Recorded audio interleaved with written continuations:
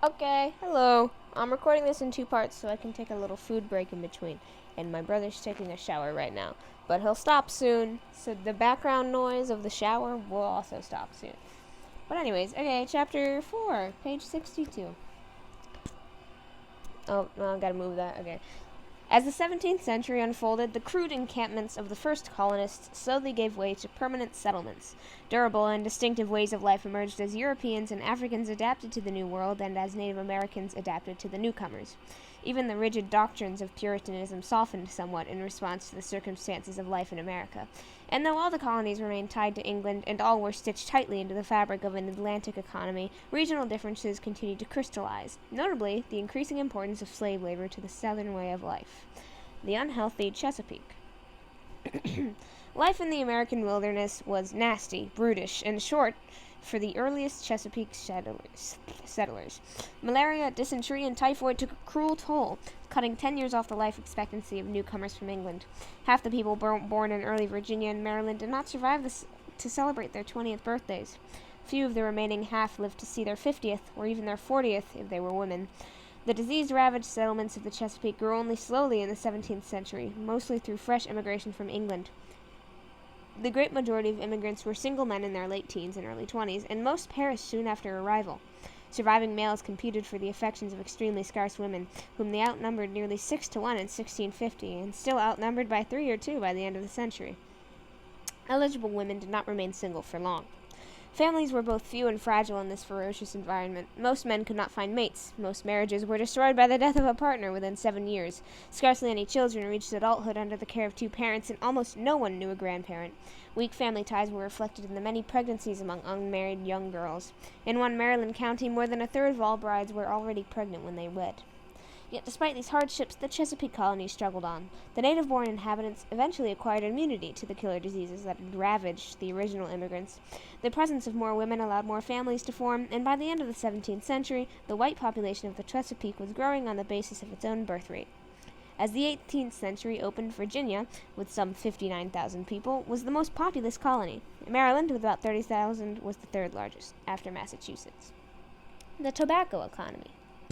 Although unhealthy for human life, the Chesapeake was immensely hospitable to tobacco cultivation. Profit-hungry settlers often planted tobacco to sell before they planted corn to eat, but intense tobacco cultivation quickly exhausted the soil, creating a nearly insatiable demand for new land. Relentlessly seeking fresh fields to plant in tobacco, commercial growers plunged ever farther up the river valleys, provoking ever more Indian attacks. Leaf-laden ships annually hauled some 1.5 million pounds of tobacco out of Chesapeake Bay by the 1630s and almost 40 million pounds a year by the end of the century. This enormous production depressed prices, but colonial Chesapeake tobacco growers responded to falling prices in the familiar way of farmers, by planting still more acres to tobacco and bringing still more product to market. More tobacco meant more labor, but where was it to come from? Families procreated too slowly to be provided by natural population increase. Indians died too quickly on contact with whites to be a reliable labor force. African slaves were expensive, and the Chesapeake's high mortality rates made the investment too risky. But England still had a surplus of displaced workers and farmers, desperate for employment. Many of them were young men who had fled the disastrous slump in the cloth trades, oh my goodness, cloth trades, not clothes, cloth trades that hit England in the early 17th century. Others were tenants who had been forced from their modest farms when landlords enclosed ever more acreage for sheep grazing. Making their way from town to town in search of wages, they eventually drifted into port cities like Bristol and London. There, they boarded ship for America as indentured servants, voluntarily mortgaging the sweat of their bodies for several years, usually 4 to 7, to Chesapeake masters.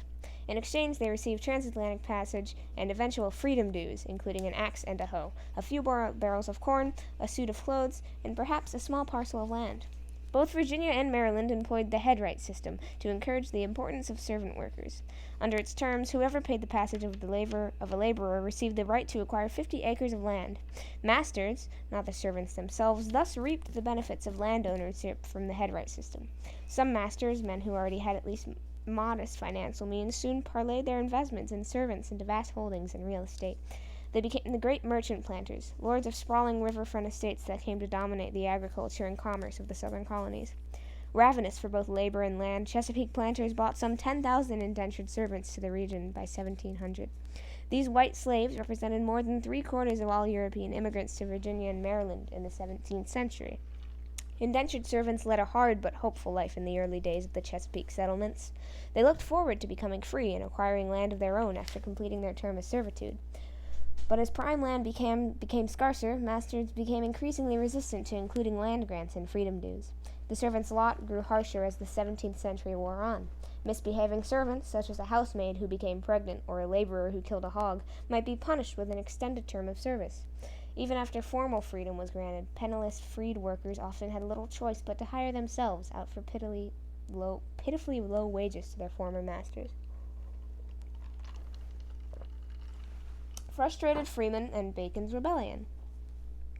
An accumulating mass of footloose, impoverished freemen drifted discontentedly about the Chesapeake region by the late 17th century. Mostly single young white men, they were frustrated by their broken hopes of acquiring land, as well as their gnawing failure to find a single woman to marry.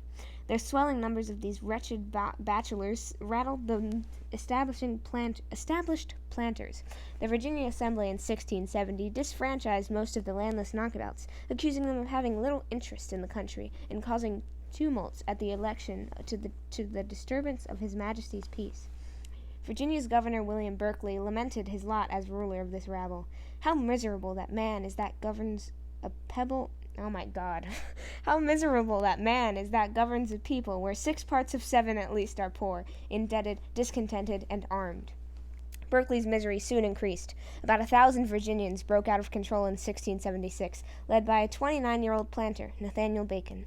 Many of the rebels were frontiersmen who had been forced into the untamed backcountry in search of arable land. They fiercely resented Berkeley's friendly policies towards the Indians, whose thriving fur trade the governor monopolized. When Berkeley refused to retaliate against a series of brutal Indian attacks on the frontier settlements, Bacon and his followers took matters into their own hands. They fell murderously upon the Indians, friendly and hostile alike, chased Berkeley from Jamestown, and put the torch to the capital. Chaos swept the raw colony, as frustrated freemen and resentful servants, described as a rabble of the basest of the sort of people, went on a rampage of plundering and pilfering.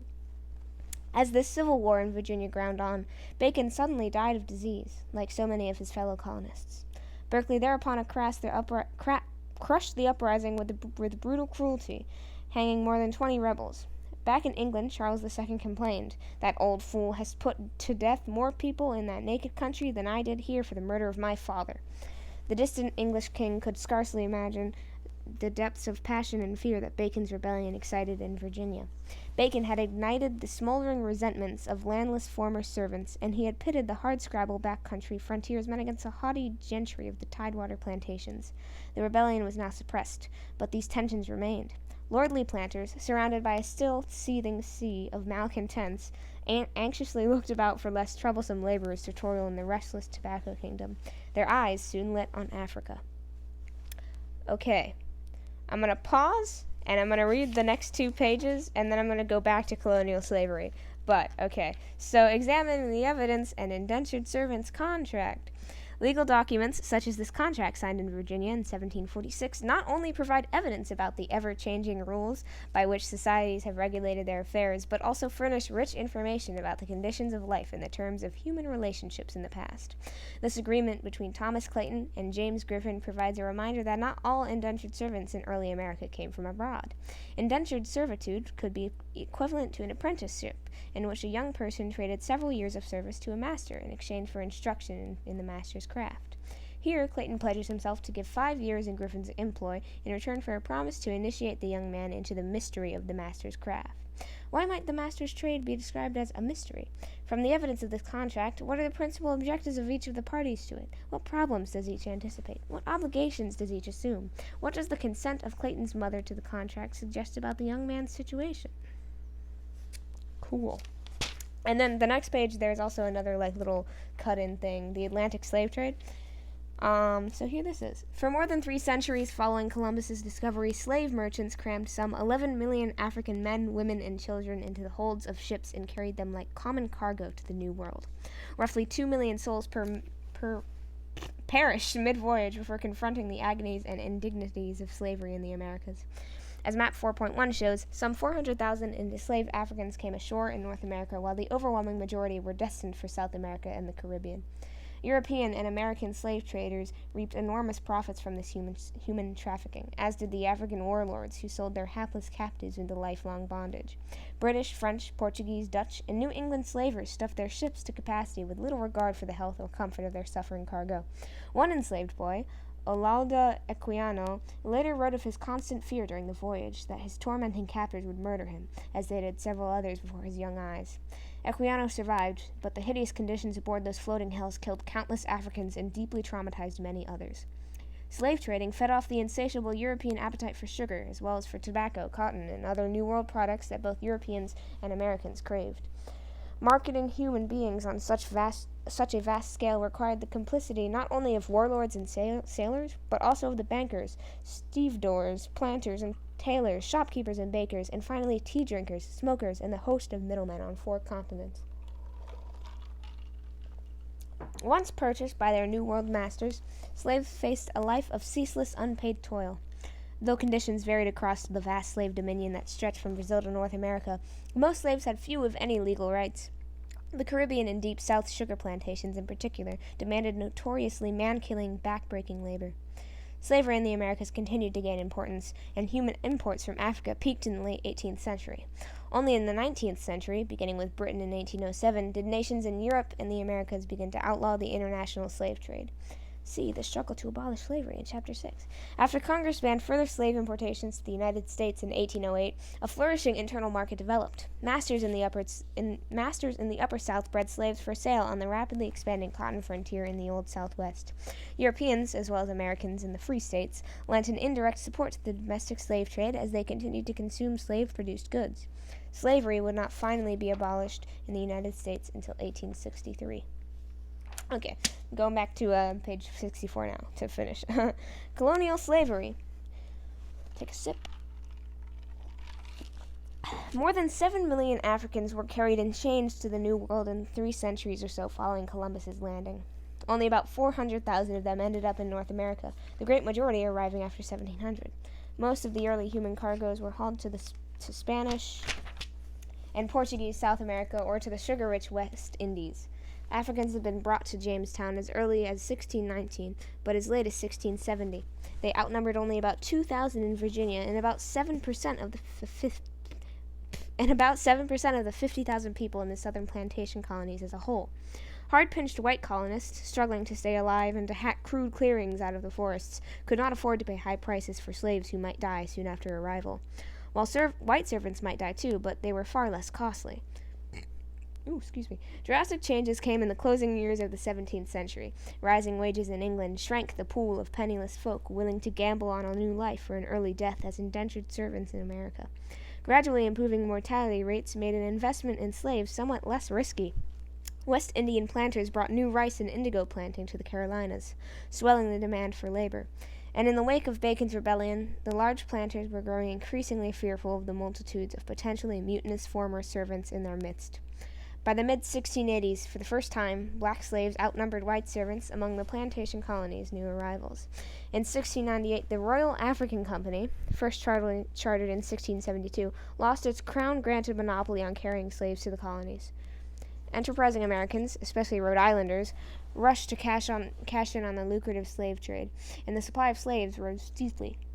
More than 10,000 Africans were pushed ashore in America, and in the decade after 1700,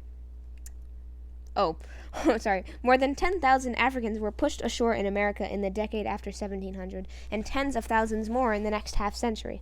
By 1700, enslaved blacks already made up to more than one-third the population of South Carolina. 20 years later, they outnumbered whites by 2 to 1. Blacks accounted for nearly half the population of Virginia by 1750. Most of the slaves who reached North America came from the west coast of Africa, especially the area stretching from present-day Senegal to Angola. They were originally captured by African coastal tribes, who traded them in crude markets on the shimmering tropical beaches to itinerant European and American flesh merchants. Usually branded and bound, the captives were herded aboard sweltering ships for the gruesome Middle Passage, on which death rates ran as high as 20%. Terrified survivors were eventually shoved onto auction blocks in New World ports like Newport, Rhode Island, or Charleston, South Carolina, where a giant slave market traded in human misery for more than a century. A few of the earliest African immigrants gained their freedom, and some even became slave owners themselves. But as the number of Africans in their midst increased dramatically toward the end of the 17th century, white colonists reacted remorselessly to this supported racial threat. Earlier in the century, the legal difference between a slave and a servant was unclear. But now, the law began to make sharp distinctions between the two, largely on the basis of race. Beginning in Virginia in 1662, statutes appeared that formally decreed the iron conditions of slavery for blacks. These earliest slave codes made blacks and their children the property or chattels for life of their wife. These earliest slave codes made blacks and their children the property or chattels for life of their white masters. Some colonies made it a crime to teach a slave to read or write. Not even conversion to Christianity could qualify a slave for freedom. Thus did the God-fearing whites put the fear of God into their hapless black laborers. Slavery might have begun in America for economic reasons, but by the end of the 17th century, it was clear that racial discrimination also powerfully molded the American slave system. And just as race shaped slavery, so did slavery shape the entire spectrum of race relations, as both law and custom increasingly circumscribed the lives of enslaved and free blacks alike, in the North as well as in the South. From this time forward, the boundary between freedom and unfreedom in America ran along the color line.